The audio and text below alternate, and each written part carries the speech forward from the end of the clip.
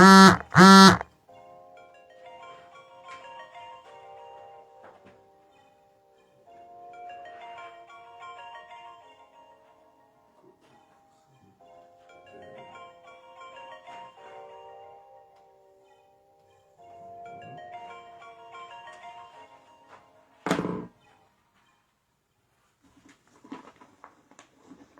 replied to the store. All right, shalom. Shalom, everyone. Trying to see where you guys can see the best.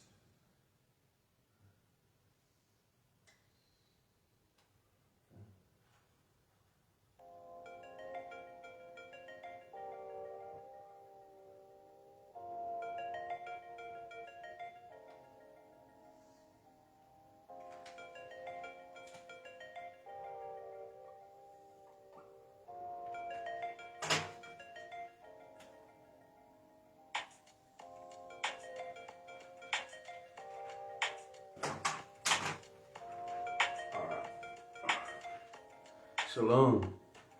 Shalom, shalom, everyone. Praise the Almighty. Is the music too loud? She says, I'm ready today.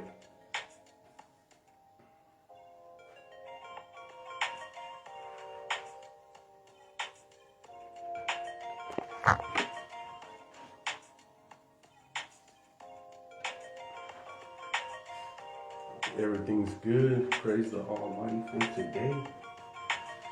Definitely another. Oh, there's someone I need to tag. When Whitney gets on, I'm trying to get this brother tag. I'm trying to reach out to this brother. All right, cool. It's not too loud. Cool. Appreciate it. I'm trying to reach out to this not a brother in the Almighty, but co-worker of mine, good buddy of mine named Demetrius. So we're praying that the Almighty deal with his heart. I think he's ready, man. He's ready to come to the Almighty. So. Really I want him to make it into the kingdom. Okay, I can't look it up. Okay, Whitney, if you could look up, is Demetrius? Oh, I can't even see. I don't want to put his name on blast. I should have just, maybe I could text you. I'll text you it, Whitney.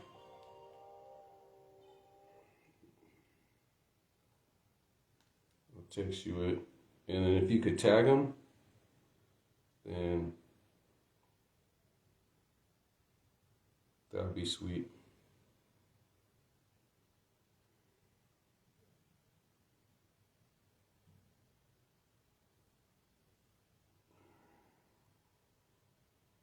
I think it's copy. Paste. There you go. I sent you his Facebook. He doesn't want to be tagged in the videos. So if you could tag him, shalom, shalom, good morning, everyone. Praise the Almighty. I think it's going to be a part 3 or part 4 because I have the news. I am going to try to squeeze it to part 3 because we got the feast days coming up. Shalom, Joshua. We got the feast days coming up. So I think I only got one more Sabbath. Or probably not. Maybe I could teach on it the regular Sabbath, but we have blowing the trumpets coming. So we'll definitely see how that will roll. Because I do want to finish it. There's a couple more topics. But I don't want to skim through the topics. I want like open discussions and getting into detail. So we do have a bit. We'll recap every day. That way you could get the refresher what happened last Sabbath and run it, you know. And these things we take a note because even as our parents, maybe some of the stuff is new to us, but we have unlimited resources, whether Google, Wikipedia, YouTube videos, research, websites. We have a plethora of opportunities to educate ourselves and better ourselves, especially as men. Even if we don't make more money, are we more well-rounded? Are we more well-educated? Rather educated on how to fix your car. I'm gonna try to put in my own power steering pump and get the tools. Probably go to my buddy's house.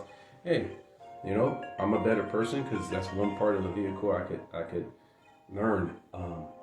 improve our grammar, improve our vocabulary, there's definitely things that we can improve ourselves. So if we need to learn something so we can teach it to our sons and daughters, then let it be so. Sometimes we gotta learn it because I'll rather them learn it from me and it means more than them to learn it 5 or 10 years later from a YouTube channel. Like, hey, I taught my son that, or I taught my daughter that. Or they can say, yeah, my dad taught me that, or my mom taught me that. I remember working with people on the job and you're a little envious because they're able to do certain things and you're like, man, that's pretty cool because they're like your age. You're like, yeah, my dad taught me when I was like 16. And then in your back of your mind, you're like, man, I wish my dad taught me that stuff. Why is it that this guy's my age and he knows like 3 times more in this area because his dad taught him and my dad didn't really teach me nothing? And I'm not faulting my stepdad. He was a truck driver, so he wasn't, he was be gone for 8 months at a time and then come, whatnot, so he didn't have as much time, but it shows how much parents that teach their children put their children in a better position to be more powerful when they're an adult. So definitely thank the Almighty as we teach on parenting part 2, and it is time. So let's get it. All right, welcome, true Hebrews United of the Almighty Yeshua. This is your beloved holiness instructor, the discipleship drill sergeant, about to get into the book as usual. Definitely thank the Almighty, the creator of all things, heaven and earth, and all that is in therein.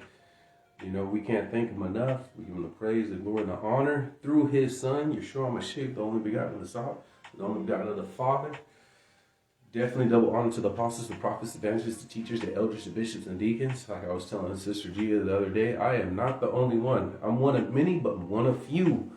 Please find a congregation, people that's going to love you unto salvation. You cannot save yourself. Cannot baptize yourself. Only ministers can baptize. There's commandments in this Bible you cannot keep unless you have a congregation. You just won't be able to keep it. So please find a congregation that's in truth. Vet these congregations like you'll vet a husband or vet a wife or even vet a job, right? So go out there and press the line. All the brothers and sisters keeping the Almighty's commandments, statutes, judgment, precepts, and ways. I appreciate you guys. I want you guys to make it into the kingdom. I want you guys to be saved.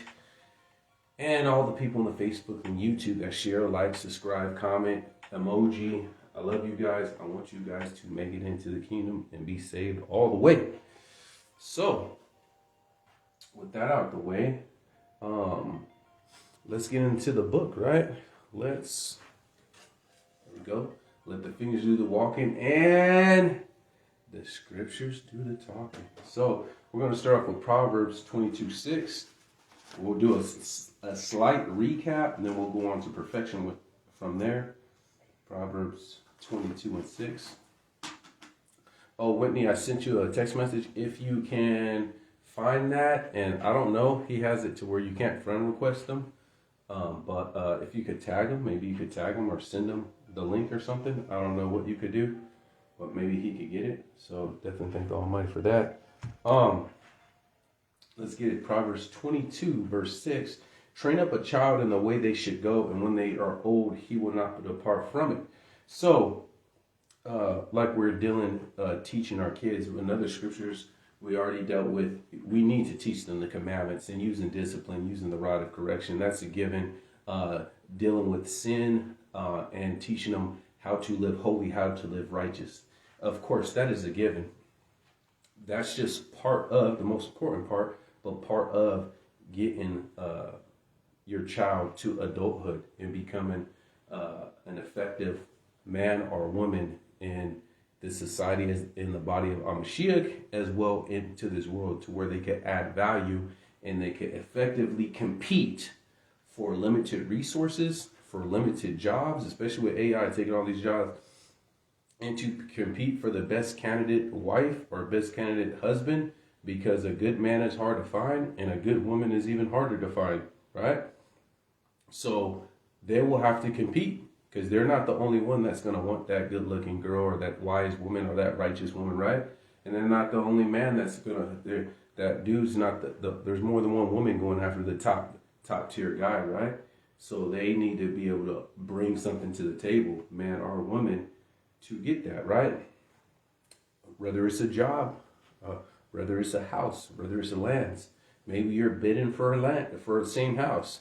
Two people want that same house and they're selling the house. And whether you go to an auction and you're competing 45, 45, 55, everything is to some level of competition.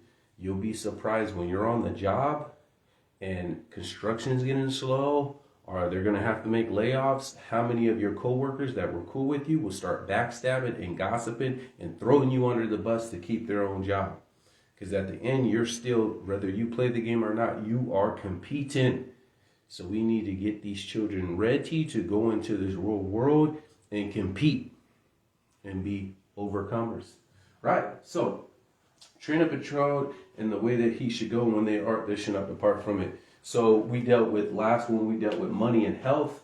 There is 2 scriptures I left out with money, so I want to bring these 2 scriptures, and then we'll recap on money and health. Matthew, I won't deal with Matthew right then with the money. Actually, I'll deal with that because I got that same chapter at the very end. But go ahead and give me Proverbs 11 and 16. Proverbs 11 and 16.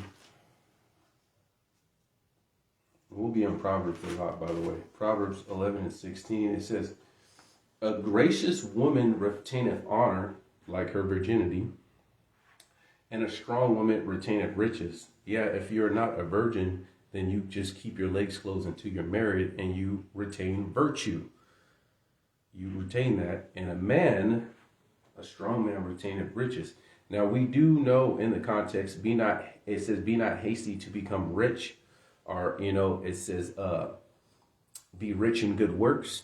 And it also says that for the love of money, a lot of people have pierced themselves with many sorrows, for the love of money. So we know that money cannot be our God. No man can serve God and mammon, right? We know that our kingdom is not of this world, but we should strive, especially as men, to be the best man we could be. And if we're leaving an inheritance to our children's children, then we should be striving to make more income so we have something to leave our children inheritance and to our grandchildren.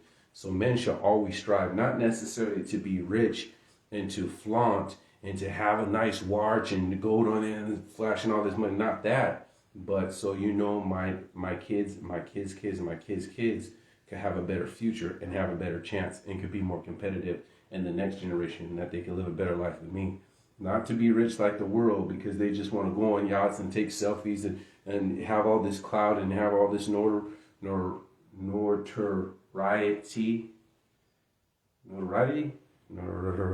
Tongue-tied. But anyways, you know what I'm talking about. So, and then dealing with the health, go ahead and give me Proverbs 17. Actually, we dealt with this last one. This is just a recap. We dealt with this last service. If you haven't watched the last service of parenting, please check out that. For all people that's just watching this today, or we'll watch this later on next month, whenever, check out part 1, and then this will make a little bit more sense to you because we're kind of jumping out the car running, right? So Proverbs 17, I actually learned this like 2 days after I preached the service. It says, Proverbs 17:22, and it says, he that, that's not it. Okay, a merry heart doth good like a medicine, but a broken spirit drieth the bones. And so another one would say laughter is like a good medicine, but it says a merry heart is good like a medicine, and a broken spirit drieth the bones. So I actually learned this. I was looking at, because I look at someone is a doctor, and they're trying to like shadow ban this guy off of YouTube because he puts out a lot of natural remedies and tells the truth about the pharmaceutical companies and everything, so they don't really like him. But he was talking about vitamin D, the importance of vitamin D, but he was talking about there's two, the white blood cells, and there's another protein or another thing, something that your body makes to fight sicknesses. And let's get it. Here we go. I think it's this one. All right. It says, laughter boosts the immune system.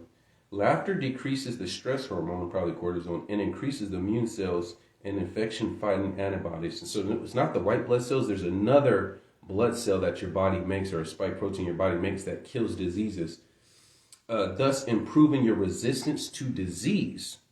So when we say a merry heart is like a good medicine, when the Almighty said that, it goes further, because it's true. You know, the more you laugh and the more joy you have, the healthier you are. Not just mentally because you're happy, but your immune system is better. But also right here, now the opposite, it says when you're stressed out, some diseases remain dormant, like herpes, I think, not sickle cell, I think tuberculosis, it'll remain dormant. There's other ones, more common ones, I don't know the name, but say if you get sick and you fight off, and it remains dormant in your body, like your body never gets rid of it, it remains dormant until you're super old or you go under stress, and then they flare out, like the herpes or whatever, right? But once again, right here it says, but a broken spirit drieth the bones. From the dormant state, the viral genome can be periodically reactivated in response to stress and other stimuli. Those people that may have dormant viruses, stress weakens your immune system. A broken spirit, depression weakens your immune system.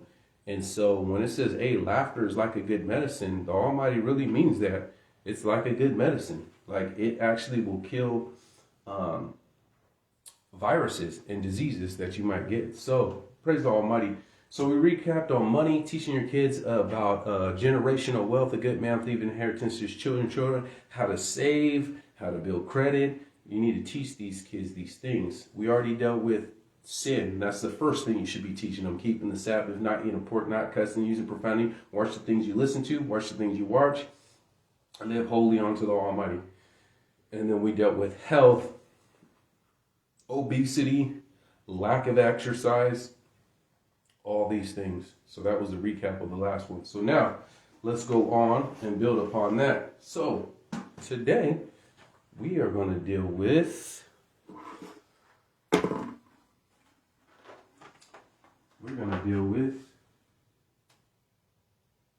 got to get better at these markers. And I've been working on my handwriting at the job. Right now they got me doing test and balance. So I balance like exhaust. And it's really not my forte, but it's a lot of paperwork. You know, I've been working on my handwriting. Like, I do a lot of, I thought, man, handwriting don't really matter, but this job I do, it's a lot of writing I do. So I'm going to be dealing with food. Go ahead and give me Genesis chapter 2. Genesis chapter 2. I'm going to start at verse 9. You guys see that from there? It's probably backwards on the camera, huh? Genesis chapter 2, verse 9. So, it says, and out of the ground made the Lord to grow every tree that is pleasant to the sight and good for food. The tree of life also was in the midst of the garden, and the tree of knowledge and good and evil. So there's a tree of life. Now, he used that to illustrate that there is healing in your food. In your food, right? And we need to teach these kids the importance of food, because I guarantee you 95%, especially you people in America who are straight, think it's like 60% of everyone's obese and whatnot. You're not teaching your kids about food. There's no way you're teaching your kids about food. And there's many aspects. We're going to go over this. So go ahead and let's get 2 Kings chapter 20.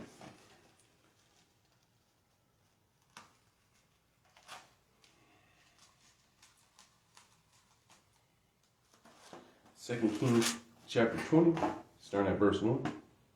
2 Kings chapter 20, verse 1. We're going to read quite a bit, so I'm going to read a little bit quickly.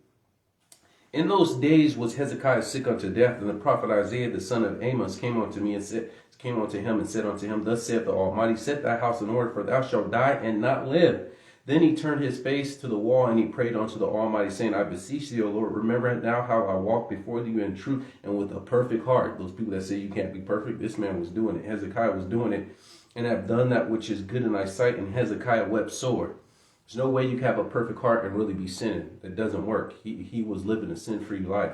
Let's keep going. And it came to pass before Isaiah was gone out in the middle of the court, the word of the Almighty came unto him, saying, Turn again and tell Hezekiah, the captain of my people, thus said the Lord, the God of David, thy father, I have heard thy prayer, and I have seen thy tears. Behold, I will heal thee, and on the third day thou shalt come up into this house of the Lord, and I will add unto thy days 15 years, and I will deliver thee and thy city out of the king of Assyria, and I will defend the city for my own sake, for my servant David's sake. And Isaiah, take a lump of figs, and they took it and laid it on the boil, and he recovered. Now, he recovered, right? So they use food, and this one looks like they made an ointment. So we're going to deal with food, but remember, medicine isn't only tropical. Sometimes you ingest it, and sometimes you inject it, right? So, once again, they took figs, and they laid it on the boil. I don't know if he had a boil like a boil on his skin, or they boiled the figs and made a medicine for him to drink. So, let's keep going. Give me Jeremiah 46.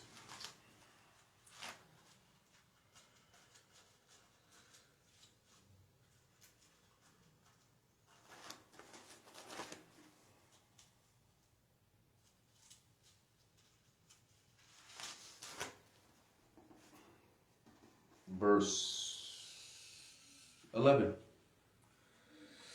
Go up into Gilead and take balm, O virgin, the daughter of Egypt. In vain shalt thou use medicines, for thou shalt not be cured. So once again, they were using medicines, and we're going to deal with medicines and food. I'm just laying the foundation.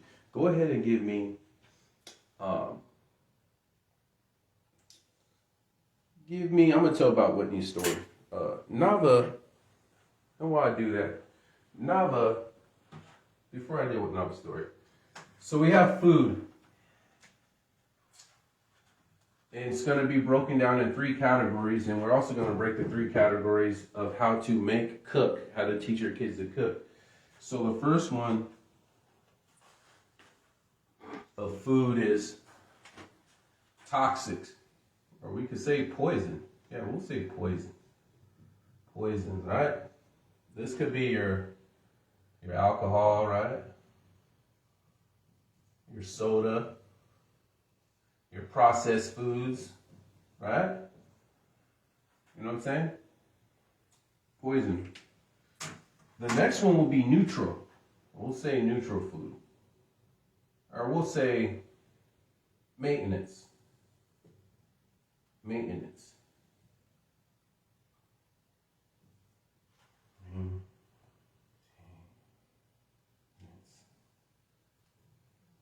All right. This will be to sustain what your body needs per day. This doesn't add or take away. This is just your daily requirement of nutrients to maintain bodily function. Then we deal with medicine. Almost all food, there'll probably be some subcategories out of this, right? But those are your three ways. Nava used to have headaches every day after school.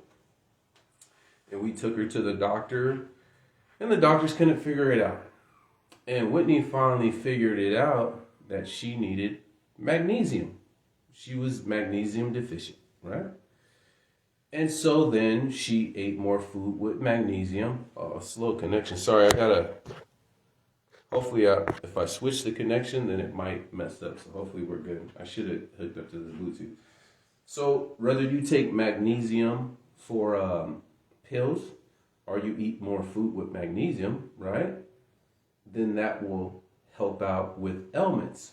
So she was going through things because she wasn't getting her maintenance amount of magnesium.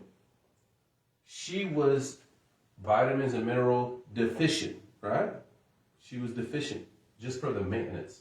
And so even though taking the magnesium and or eating food with magnesium was used as a medicine to treat a symptom, it was really just to get your basic maintenance. It's not like you have a sickness or whatnot, but it was used as medicinal, right? This is my ailment, and I take this to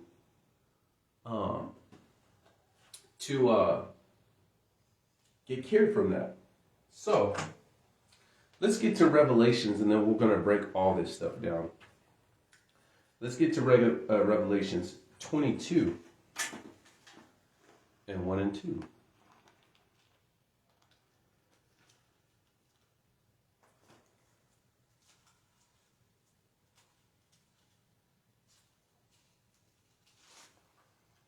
Revelations 22, 1 and 2. And he shewed me a pure river, right? Hopefully you guys can see that. All right, cool.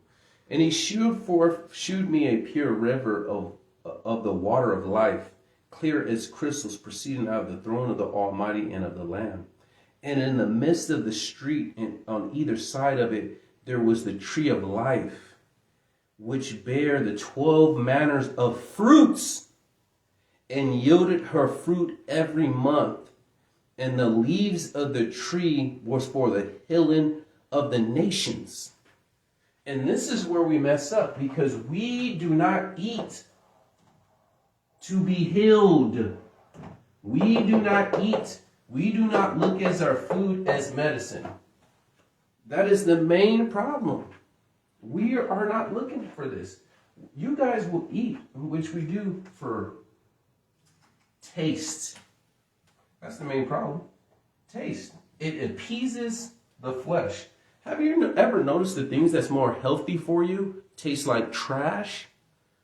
Do you think the Almighty makes mistakes? Because what's healthy for you, you have to crucify the flesh.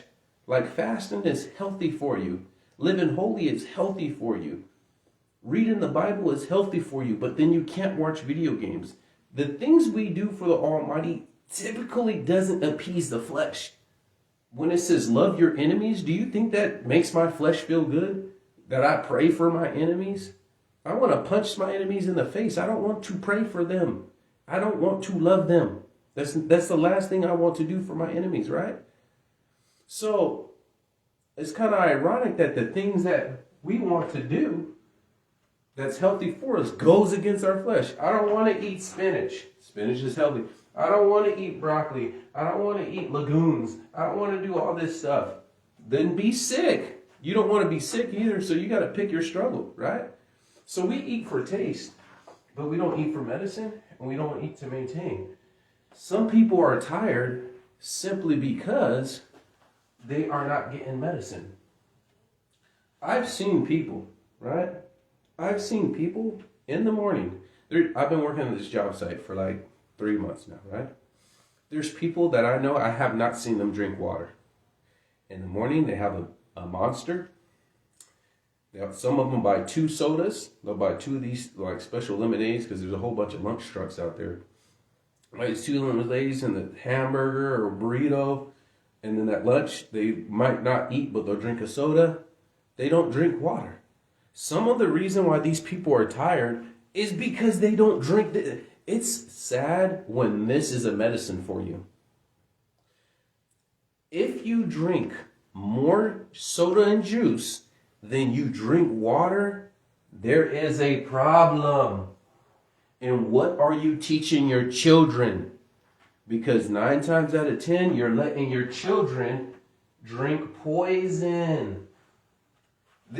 See, alcohol and processed foods and sodas, this is in the poison category of food. This does not do, no one says, man, my health got so much better once I start drinking a whole bunch of sodas. No one says that. No one says, man, my life got so much better once I eat a whole bunch of processed foods. This is poison. Toxins, right? So, like, man, I'm just tired. Well, I bet because you drink soda, you went to sleep drinking, the last thing you drank was a soda, you woke up, you drink a Red Bull, you ate a donut gotta get gas, you ate a donut and a Monster in the morning, and then you come to work and you wonder why you're lagging, and then you're lagging, so what do? For break, you drink another Red Bull or whatnot, and you're living your life off of caffeine instead of living your life off of a healthy diet. And waking up early and making some eggs and some oatmeal or cream of wheat or whatever and getting a solid breakfast and hydrating before you go to sleep. And in the morning, the first thing you do, you should down one of these. Right when you wake up in the morning, down one of these. At least half of it, right? But we don't do that. And because we don't do it, we don't teach our kids to do it. So then what are you teaching them? Once again, what's the rule of thumb? What you don't teach them, you teach them the opposite by default. If you don't teach them to eat your food's supposed to be your medicine, and you need to eat to maintain what your body requires, by default, you're teaching them to eat for taste. And taste typically in America, with all the processed Snickers and food coloring and preservatives, typically if you eat for taste, you're eating poison. That's typically, they go hand in hand. If you're only eating for taste, then you're eating poison. That's it. If you're only drinking for taste, because water's boring, right? Then you're probably going to go to juices and you're going to go to sodas, right? And so you're ingesting. You get to the point to where, especially in America, they are consuming more poison than this. They are consuming more poison than food to maintain themselves. So we have to teach our kids how to do this. Now, let's go to this, right? So you got, we'll say the first one, you make food. You teach your daughters, you teach your sons how to cook. When they cook, you make food, right? Protein, right? You need protein. You need carbs or energy, right? Carbs. And then you need the main one, vitamins and minerals. Protein does not have a lot of vitamins and minerals, and rice and pasta do not have a lot of vitamins and minerals. So what does that lead you to? Fruits and vegetables. So if you're vitamin D deficient, you're probably not going to get it from your protein in rice and pasta, mashed potatoes. You're not going to get it from that. They're not rich in that, and protein's rich in protein, but protein doesn't have a lot of vitamins and minerals, right? You lack fruits and vegetables. Some people, did you know when people, a lot of Hebrews, or a lot of people they're unusually dark around the eyes? Did you know that's a hormone imbalance for a lot of them? And did you know that's because they're deficient in vitamins and minerals? So, when you teach your kids to make a meal, especially Americans are very carb and meat heavy. I go to people's houses, I've ate at people's houses, and I'm not saying there's people at True Hebrews United that's guilty of it, and they'll make a meal that has no fruits and vegetables. They'll even do a double or a triple carb. They'll do a protein, a carb, and a carb. So let's say chicken. We'll say chicken, right? We'll just say chicken. Barbecue chicken, whatever, chicken. Then they'll do mashed potatoes, right? Mashed potatoes. Then they'll do mac and cheese. And then they'll do like a bread, like, a muffin or whatever, some kind of bread item, a bread. That's 3 carbs in one meat. They'll do a double carb or a triple carb. And they're like, man, this meal, we had a bomb meal. What you have? We had some mashed potatoes. We had some mac and cheese. We had some barbecue chicken. And then we had some cornbread. That's not a meal. That is a triple carb and 1 protein meal. And the protein probably was super salty because some of you guys use too much salt and you're going to have high blood pressure. And sometimes, I'm real big on salt. I really don't like salty food. But anyways, that could just be my pet peeve. Or you just douse it with sugar when you make, you just cake it on with too much barbecue sauce. So you just have sugar chicken. Like, I don't even go to Chinese food restaurant. Orange chicken, sweet and sour, that's just sugar. Like, it's not even food. It's poison. Like, Chinese food is like poison, dude. Chinese food is poison. There's no way you're going to go to Panda Express and whatnot. That it's just pure poison. You're just eating for the taste. There's no nutritional value in dousing it with a whole bunch of salt or sugar because that's all Chinese food is, right? The restaurants don't say, right? So they'll do a triple carb. And you'll ask people, like, they think that that's a good meal. They honestly don't know how to cook. And then they don't know how to teach their children to cook. And it's sad because they don't know. They could cook, man, I make some bomb macaroni and cheese, okay, that's a carb. I make some bomb mashed and I make some bomb chicken. So can you make some good mixed vegetables? Well, like they'll never make a salad. Like, you know, they'll never make a salad where you got to cut the cucumbers and do this. They'll do all this and make the pot roast and spend time and have the crock pot and put all the hours in the meat or all the hours in the oven. But then when it comes to the vitamins and minerals, which will weaken your immune system and all that stuff, then they lack. They lack with this stuff. And so when we teach our kids one protein, one carb, vitamins and minerals, fruits and vegetables. You know, however you want to make your fruits and vegetables, you want to make a salad, you want to make some broccoli, you want to make some greens, you want to put some spinach, you want to put some lentils, you want to put some whatever, right? Vitamins and minerals.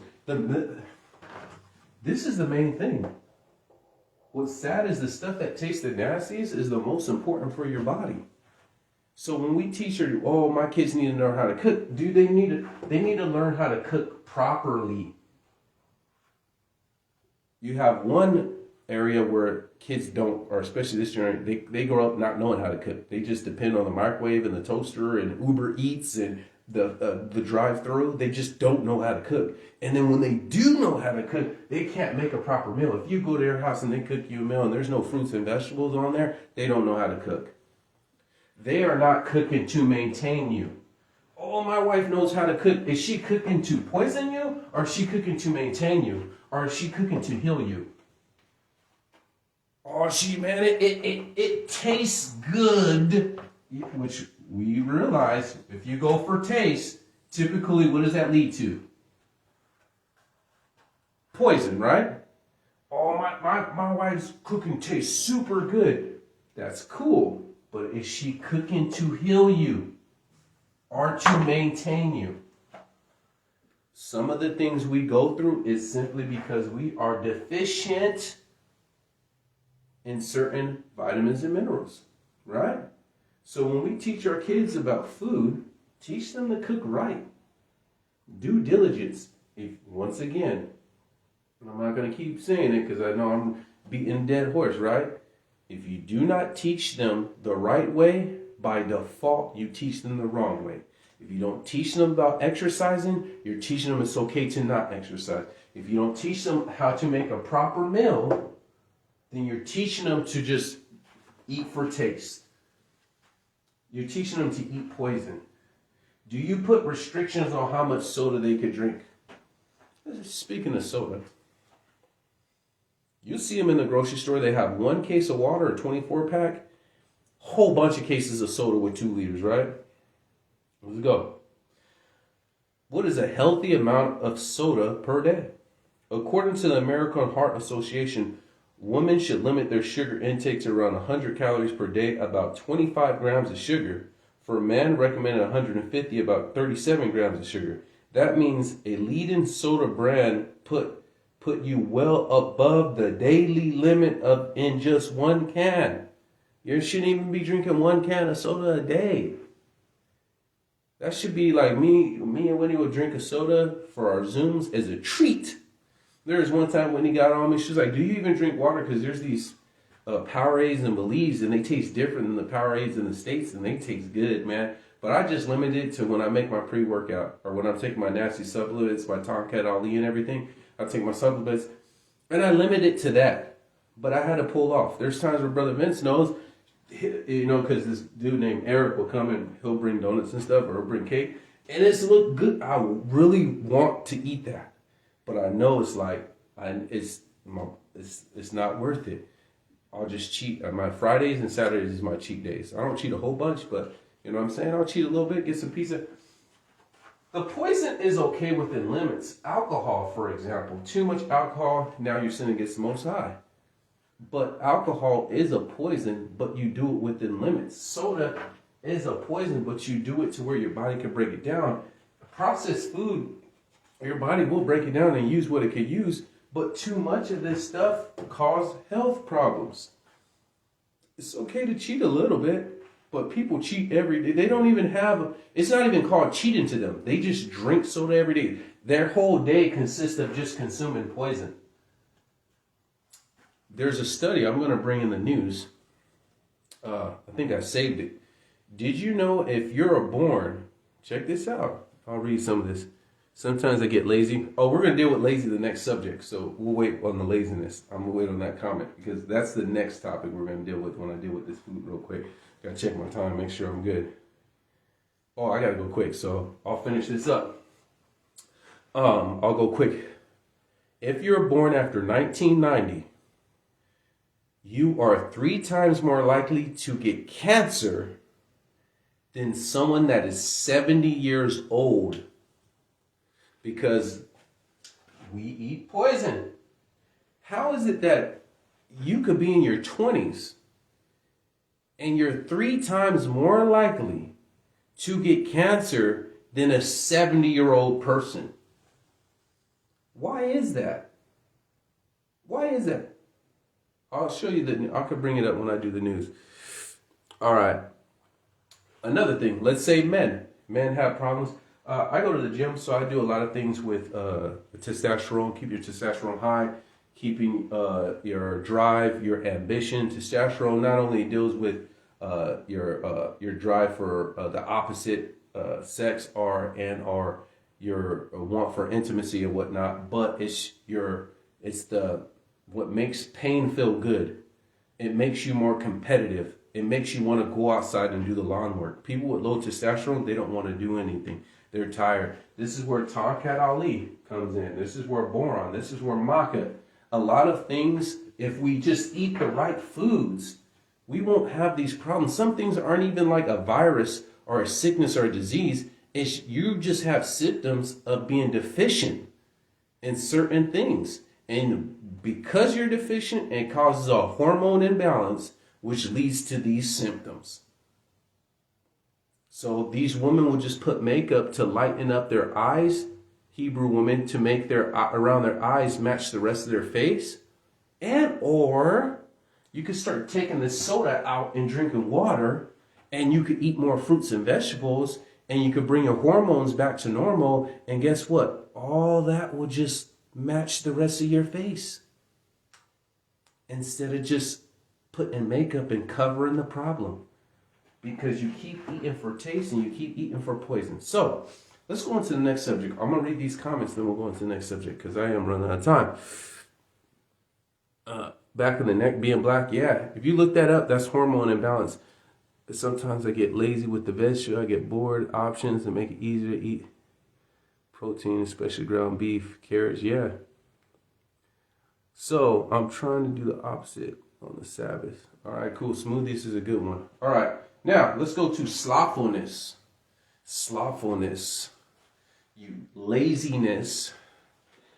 Sluggard. All those are synonyms. Let's get with that. Go ahead and give me, and I'm going to show you one that it is a sin. Oh, so the topics is boys and girls need to learn how to cook. You need to teach them. They should have some meals. Your girls, by the time they're 20, they should easily have 10 meals under their belt. They know how to cook vegetables, fruits. They know about carbs. They could bake. They should have 10 meals under their belt. If they got married at exactly 20, which I don't recommend, but if they got married right when they turned 20, they got 10 meals under the belt to take care of their husband. Out the gate, right? These men need to learn how to cook because you might be a single father. Your wife may die and you need to hold it down. There's sometimes, Whitney knows, there's sometimes where she's tired and it's at night and I'll be like, I got the cooking. I get down on the stove tops. She knows I'll be getting down when she's tired. I get on that grill. I get on that stove top, flip some stuff together, get it down, take care of the kids. And she be hating, but she knows I get down. But let's keep going. Slothfulness, Proverbs chapter 6. Proverbs chapter 6.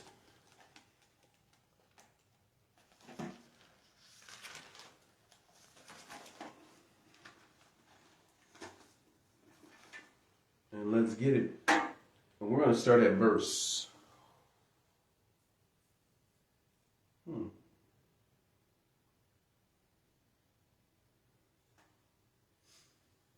We're going to start at verse 6. Proverbs chapter 6, verse 6. Go to the ant, thou sluggard, consider her ways, and be wise, which have no guide or overseer, provided her meat in the summer, and gather her food in the harvest. How long wilt thou sleep, O sluggard? Wilt thou arise out of thy sleep? Yet a little sleep, a little slumber, a little folded of the hands to sleep. So shall thy poverty come as one that travaileth, and thy want as an armed man. You being lazy. Let's keep going. 13. So next chapter, chapter 13, verse 4. This is all Proverbs. And I'm going to show you how much the Almighty is against this. Proverbs 13, verse 4. 13, verse 4. The soul of a sluggard desireth and have nothing, but the soul of a diligent shall be made fat. You can't be lazy. Let's keep going. 20, chapter 20, verse 4. Chapter 20, verse 4. The sluggard will not plow by reason of the cold. Therefore shall he beg and harvest and have nothing. Let's keep going. 26. Proverbs 26. And we're going to deal on this in a little bit. Proverbs 26, 13. A slothful man saith, there is a lion in the way, and a lion is in the streets. The door that turneth upon his hinges, so doth a slothful upon his bed. They don't do nothing. They just stay home. The slothful hideth his hand to his bosom, and grieveth it to bring it to his hand. He's so lazy, don't let me eat. A slothful, this is the one I want to get to in the 13 too. The slothful is wiser in his own conceit than 7 men that can render it reason. Did you know a lazy person, in their mind, they always have a legit reason why they can't. Oh man, I can't do that because of this. Oh man, I can't do that because it's hot outside. Oh, I can't go out, it's too cold outside. Oh, there's a lion in the way. In their mind, there's always a justified reason why they can't. They're lazy. They're lazy. But David, when he seen the lion and the bear, he became an overcomer. He became an overcomer. He became an overcomer. Like, people know Batman's name, right? But do people know Robin's name? No, they just know him as Robin. Maybe people that's interested in the comics. Do people know Incredible Hulk? They know his name. Do they know the first enemy he fought? No. Do they know the first enemy Superman fought? No. The first enemy that Captain America or whatnot fought?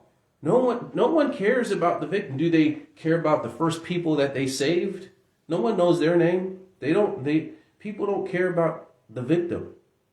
They want overcomers. And being lazy, you're always going to be a victim. To be lazy is to be a victim. Oh, I'm overweight and I have heart disease. Did you exercise? No. Well, then you're going to be a victim. Are you going to overcome it and lose the weight? Or what are you going to do? Oh, I have this. Or are you going to overcome it? You can't be lazy. They always, every time. And then what they try to do is to accept their laziness. Like a prime example, say they come late. Oh, you know black people, we always don't be showing up on time. That's not acceptable. Just because you black don't mean I have to accept you being late. Oh, you know me, I just love, I got a sweet tooth. No, that's not acceptable. I don't care what kind of sweet tooth. Well, repent and stop having a sweet tooth. Have some level of discipline and stop doing that. You're not going to try to use those things. They'll do that too. They'll try to use that, well, you know how I do, and try to laugh it off. So we're okay with your lack of discipline. We're okay with your lack of taking accountability for your actions. How about you repent and show up on time? How about you repent and stop being lazy? How about you do that instead of trying to get us to accept your laziness? No, we're never going to accept it because we're children of the Most High. And we walk circumspectly, and we judge in righteousness. So you just trying to laugh it off, it's just hard to get up sometimes. No, well, figure it out or get fired. Figure it out. How about you be an overcomer and figure it out? See, the reason why we need to fight laziness is because our children do not have the Spirit. And so by default, they are going to go to the path of least resistance, which is typically sin and what appeases the flesh. They're not going to want to eat healthy. They're not going to want to exercise. They're not going to want to do their homework. They're not going to want to do chores because it doesn't appease the flesh. And they don't have the Spirit to overcome the flesh, so they're fleshly driven. And this is why we use the rod of correction to get them back in order, because a rod does not feel good to the flesh. Me cleaning my room does not feel good to the flesh, but me getting a spanking for not cleaning my room feels worse to the flesh. So I'm going to pick the less of the greater evils and go ahead and do my homework and clean my room and listen to my parents. Because yes, that doesn't feel good to the flesh, but a whipping surely does not feel good to the flesh, right? You feel where I'm coming from, right? So these kids naturally they're going to want to be lazy, especially these creatures called teenagers. They're going to want to be lazy. And this is why we have to teach them to not be lazy, because lazy people, like we just read, they have nothing in the end. They do not accomplish nothing. And we're not going to excuse their lazy behavior, So let's go keep going. Proverbs 18. Proverbs 18.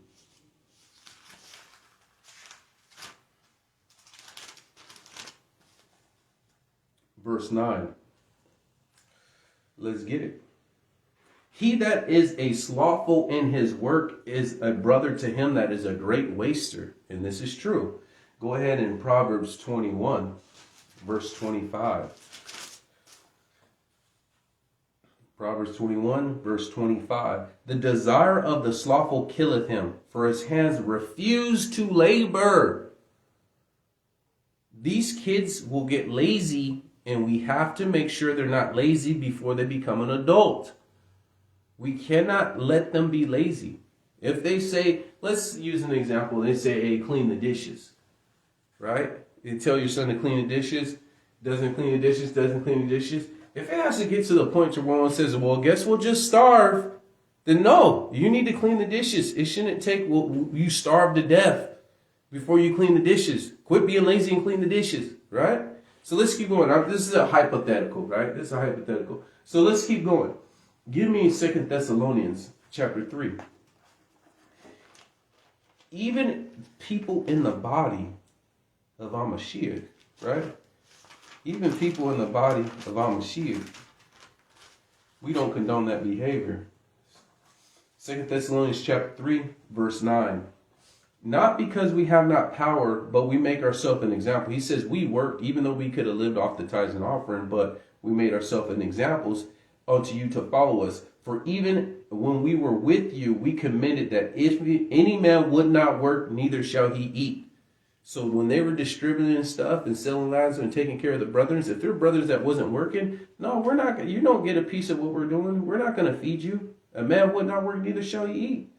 For we hear some are busybodies which walk among you disorderly, working not at all, but are busybodies. They busy and gossip, but not busy on the workplace, right? Not busy getting a job, not busy putting resumes out, right? And filling out applications, right? So we don't push that. We need to teach our kids to not be lazy. One, when they work in the house. Have them do chores every day. Like every day. You're cleaning something. You do not pay money, so you participate. You do not pay bills. So even if you did pay bills, you still need to participate in the maintenance of the house. Because I pay bills and I still need to clean. So just because you pay rent, that doesn't mean you don't have to clean. Because if you lived on your own, you still have to clean that house, right? Not only that, it teaches them to not live nasty. The Almighty is holy, so be ye holy. The Almighty is clean, be clean. We can't be having no nasty cars, nasty house, roaches all over the place. No, we don't live that way. If you got roaches, get rid of the roaches. That's part of not being lazy. Pick up your food. Some people go to sleep and leave food there and then leave a wrapper here and leave an empty can of soda there and stuff old wrappers under your bed and crumbs all over it. And then you wonder why you got roaches, because you lazy. You don't want to clean. You refuse to, it says they refuse to labor. You don't even labor in your own home. They're lazy. And that's a sin. And I'm going to show you with this last scripture that you are sinning by being lazy. Clean your house. There's no reason to have a nasty house.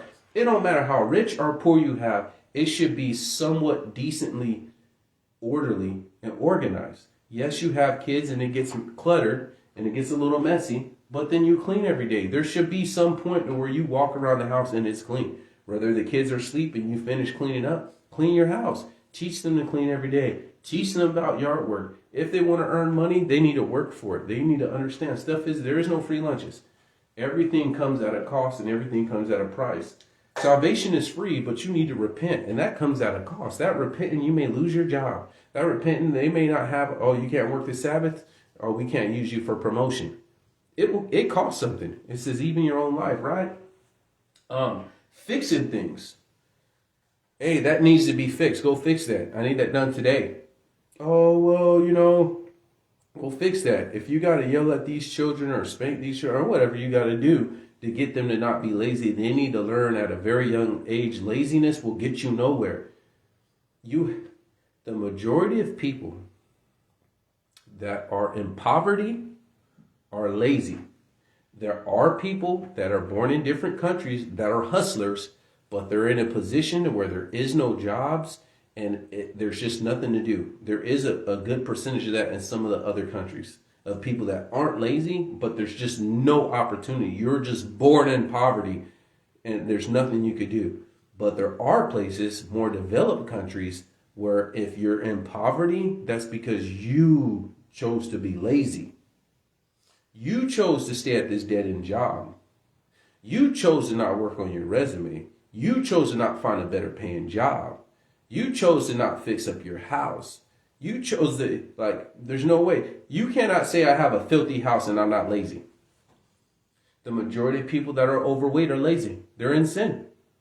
Oh, I'm not at sin, then why are you obese and doing nothing about it? Oh, I just really don't feel like, because you're lazy.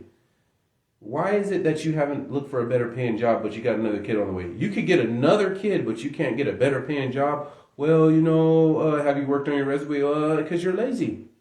You're lazy. You're in poverty because you're lazy. This is what Proverbs is talking about. I'm not talking about someone that has a disability or they're a single parent and there's a small percentage of people that are not lazy that are in poverty, but the majority of people that are in poverty, the vast majority, over 51%, like 60, 70% of people that are in poverty is because they don't want to strive for better. They don't want to go to night school. They don't want to go to training. They don't want to do these things, right? So, train these up. Have them fix things. Have them be a problem solver. And we'll deal with the difference with dealing with the problem and solving the problem. Because there's two different categories. And that doesn't really have to do, I'll do it real quick, right? We'll just do it real quick. There's the people that deal with problems, DP, and people that solve problems. All right? We'll use an example. Let's just use something quick. A flat tire. You have a slow flat tire. So you deal with the problem that every couple of days you go to the gas station and you put more air in it, right? You just put more air. But you got to do this every single week, and it's been like 3 or 4 months because you got a lot of meat on that tire, and it's a slow leak, right? But you got to keep putting air. Or you could go get a patch. Go to the tire place, or you yourself put a plug in there and patch it up. Which one's better? Because one, you just dealt with the problem, and one, you solved the problem. Because typically the people that deal with the problem, that stems directly or indirectly from being lazy. The people that solve the problem, what typically in the very beginning takes more effort to do, they solve the problem. We had a toilet paper issue where there was no toilet paper hanger, and we used this little string to kind of solve the problem, and then that string broke, and then we just had the toilet paper on the sink, and the kids kept getting the toilet paper wet and whatnot, and we were just dealing with it until I came. Typically, this is how it works. I see the problem and I solve the problem. We had to get a special little drill to drill through tile because you can't break the tile and then go through with the concrete. In the initial beginning, it takes more effort, but the problem's solved. We don't have to deal with the problem anymore. So this is why you want your kids to solve problems around the house and fix things around the house, because it prevents them from being lazy, and it causes critical thinking, and it causes them to face adversity, like the adversity of the putting a patch for your first time or drilling through tile. It causes them to solve a problem, because in life, especially as a man, you need to be a problem solver. That makes you an overcomer. That makes you more competitive. That makes you become a supervisor or manager at these jobs, and you excel farther because you could deal with problems, or you could solve problems. Sorry about that. You could take the weight that life is going to bring to these children when they become an adult. So we have to teach them, and for them to not be lazy, you cannot be lazy. You follow me? Some of these things is probably for you guys and not for your children, because you can't teach something that you don't apply and you don't know, right? So have them walk to the store, have them do grocery shopping, have them do a list. Have them get used to getting out of the house and participating into the maintenance of the house other than just cleaning. But the main reason why we fight that is we teach them against lazy is to fight procrastination. Because they'll, I'll do it later. I'll do it later. I need you to clean this. I need it done by this time. This means that they can't procrastinate. Oh, you know those people, yeah, man, I just procrastinate. Well, stop doing it. They want you to accept that they procrastinate. Like, yeah, me, I've always been a big procrastinator. Well, why don't you just stop procrastinating then? If you realize it's a problem, why laugh about it and have us accept it? How about you just stop procrastinating? How about you stop that? And how are you going to teach your kids to not procrastinate? Teach them to not be lazy, because they'll do things in a timely manner. We'll do with time management later on. That would be the next series, right? But it fights procrastination. Another thing, have them move fast. When they do a task, have them move fast. Oh, it shouldn't take you 3 hours to clean no dishes, right? Have them move fast. Your teenagers will naturally want to be lazy. And you have to get that out of them. No, there is no free lunches. You will do this. No, I'm not going to let you have less tools in your tool belt when you become an adult. I want all your tools in your tool belt. I want your full armor on, all your ammo, whatever, right? And when you become an adult and go to war, you're ready to go.